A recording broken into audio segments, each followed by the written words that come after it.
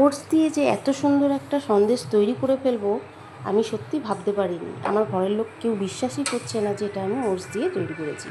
তোমরাও কিন্তু পয়লা বৈশাখের দিন এইভাবে ওটস দিয়ে একটা দারুণ হেলদি টেস্টি সন্দেশ তৈরি করে নিতে পারো নিজেদের আপনজনের জন্য। যত খুশি খাও, কোনো রকম রিগ্রেটস হবে না। খুবই হেলদি আর টেস্টি একটা সন্দেশের রেসিপি। তো চলো তোমাদের সঙ্গে শেয়ার করি কীভাবে করলাম।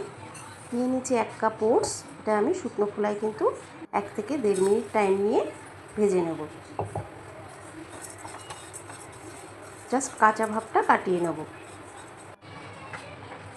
হয়ে গেছে, এবার একটা আমি নামিয়ে রেখে দিচ্ছি। ঠান্ডা হলে পরে মিক্সিতে একটা ফাইন পাউডার তৈরি করে নেব।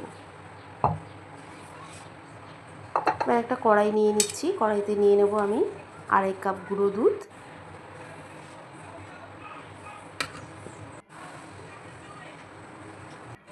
আচ্ছা, আমি কিন্তু অনেকটা পরিমাণেই করছি। তোমরা যদি মনে করো যে অল্প করে করবে, এর অর্ধেক পরিমাণ মেজার করে কিন্তু করতে পারো। আচ্ছা, দিয়ে দিচ্ছি এবার আমি নর্মাল টেম্পারেচারে রাখা যে দুধ ঘরে থাকে সেই দুধ। প্রায় 1 কাপ আমি দুধ নিয়েছি। দুধটা দিয়ে গুঁড়ো দুধটা আমি ভালো করে মিক্স করে নিচ্ছি।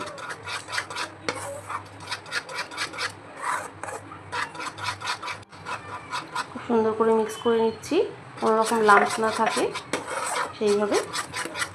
এবার আমি এর মধ্যে দিয়ে দেবো 1 টেবিল স্পুন ঘি। ঘিটা দিয়েও বেশ ভালো করে মিক্স করে নিচ্ছি।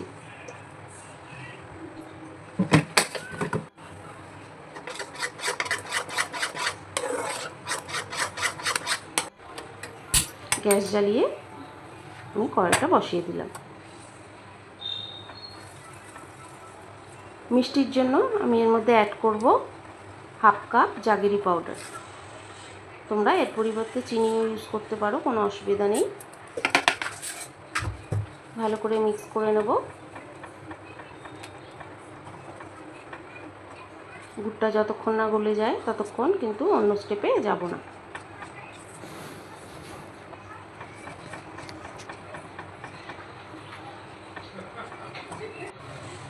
দিয়ে দিচ্ছি সামান্য এলাচের গুঁড়ো ফ্লেভারের জন্য।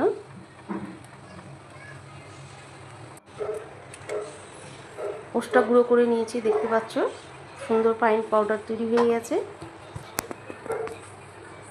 এবার দিয়ে দিচ্ছি 1 টেবিল স্পুন লেবুর রস। এর দিয়ে বেশি দেব না। 1 টেবিল স্পুন লেবুর রস দিয়ে আমি এটা বেশ ভালো করে নিয়ে নিচ্ছি। পুরো ভালোভাবে কিন্তু ছানা আমি কাটাচ্ছি না, জাস্ট একটু ছানা ছানা ভাব আসবে ওরকমভাবেই আমি কিন্তু সেই মাপ অনুযায়ী আমি লেবুর রসটা দিয়েছি। দেখতে পাচ্ছ কীরকম হয়েছে, একদম কিন্তু ছানা কেটে যায়নি।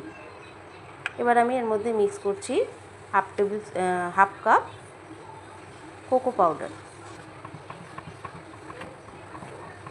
আর তার সাথে দিয়ে দেবো গুঁড়ো করা ওটসটা। এগুলি দিয়ে বেশ ভালো করে আমি মিশিয়ে নিচ্ছি।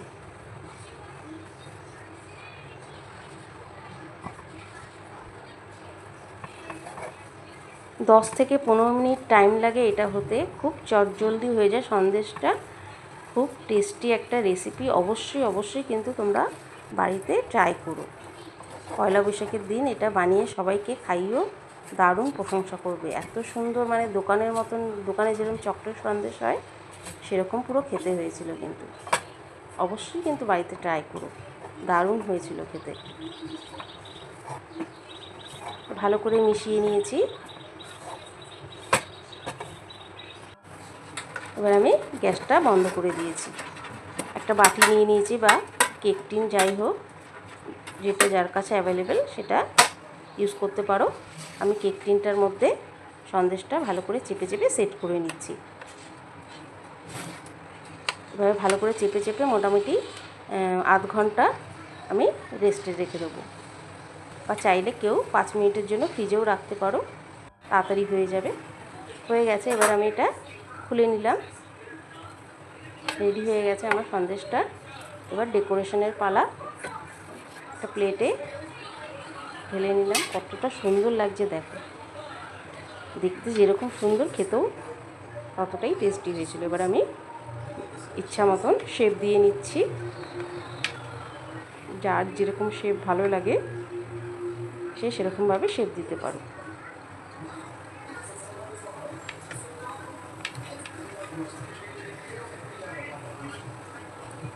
এবার কিন্তু পয়লা বৈশাখে কিন্তু অবশ্যই এটা তৈরি করে নিও বাইরে থেকে সন্দেশ না কিনে এনে ঘরে হেলদি টেস্টি এই সন্দেশটা কিন্তু অবশ্যই তৈরি করো।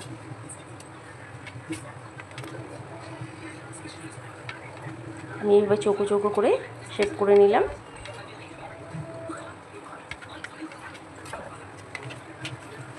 এবার একটা করে কাজু উপর দিয়ে লাগিয়ে দিচ্ছি গার্নিশের জন্য। অসম্ভব টেস্টি হয়েছিল, তোমরা কিন্তু অবশ্যই ট্রাই করো কিন্তু সন্দেশটা বাড়িতে। আর কীরকম লাগলো রেসিপিটা জানাতে কিন্তু ভুলো না। যত খুশি খাও, কোনো টেনশন হবে না যে এত খেয়ে নিলাম কী হবে। যত ইচ্ছা তত খেতে পারো। দারুণ হেলদি সন্দেশ একটা। ভালো লাগলে লাইক, কমেন্ট, শেয়ার আর সাবস্ক্রাইব করে দিও। আবার আসবো নতুন রেসিপি নিয়ে। একটা ভেঙে দেখাচ্ছি তোমাদেরকে।